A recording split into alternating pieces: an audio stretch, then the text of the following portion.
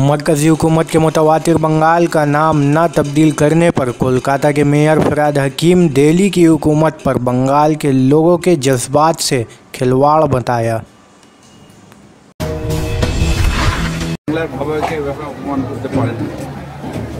আসলে বাংলার সংস্কৃতি, বাংলার কৃষ্টি, বাংলার অভাবে মানুষের সেটা প্রধানমন্ত্রী বা এখন যে স্বরাষ্ট্রমন্ত্রী তাদের ভাবনার বাইরে।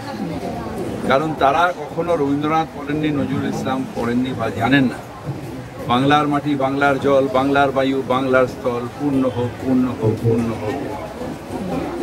এই যে বাংলার ভাবাবে সেইটা উপলব্ধি করার মতন ক্ষমতা তাদের নেই, কারণ তারা সাম্প্রদায়িকতায় বিমূঢ় হয়ে রয়েছে, তারা হত্যা লীলায় বিমূঢ় হয়ে রয়েছে, তারা বাংলার কৃষ্টি, বাংলার সংস্কৃতির সর্বদা অচেতন, মানে জানেনই তা।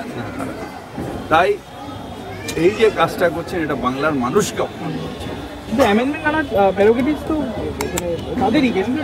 অ্যামেন্ডমেন্ট করে যা করার করবে, তিনি তো ওর লিস্ট অনুযায়ী তো আবার সেকেন্ড টাইম অ্যামেন্ডমেন্ট হয়ে যেত। আপনি পাঠালেন কেন সেকেন্ড টাইম?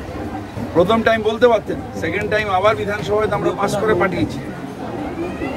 বাংলার মানুষের আবেগকে আপনি সম্মান দেবেন না? বাংলায় আমরা বলতে পারবো না যে আমরা বাংলার মানুষ, এটা বাংলা, সেটা বলতে পারবো না। আমাদের বলতে হবে যে এটা গুজরাট, এটা মহারাষ্ট্র, বলতে হবে যে এটা যেখানে সাম্প্রদায়িক দাঙ্গা হয় সেই রাজ্য।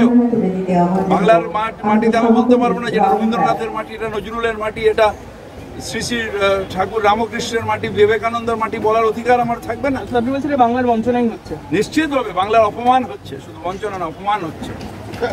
ববিতা আরেকটা প্রশ্ন, আজকে রথযাত্রা এবং রথযাত্রা আজকে জগন্নাথের মাসির বাড়ি যাচ্ছেন এবং সর্বধর্ম সমন্বয় মানুষ আজকে রথের রশ্মিতে টান দিচ্ছেন। এই যে পরিস্থিতি এখন চলছে সেখানে তো দাঁড়িয়ে আমার মনে হয় যে রথযাত্রা নিয়ে সাম্প্রদায়িক উন্মাদনার দরকার নেই। তার কারণ আবার বাংলার কৃষ্টি, বাংলার সংস্কৃতি হচ্ছে সর্বধর্ম সমন্বয়। ধর্ম তোমার, ধর্ম আমার, উৎসব সবার। তাই তো ববি হাকিমের পুজো দেখতে লাইন দিয়ে মানুষ দাঁড়িয়ে যায়। তাই তো ছোটবেলা থেকে কালী পুজোর অনুষ্ঠান আমি কালী পুজো অর্গানাইজ করি। সুতরাং এইটা বোঝার মতো ক্ষমতা নেই। কিন্তু আমি বিশ্বাস করি যে বাংলায় এবং উড়িষ্যাতে হাজার হাজার বিভিন্ন ধর্মের মানুষ যান বাংলা থেকে।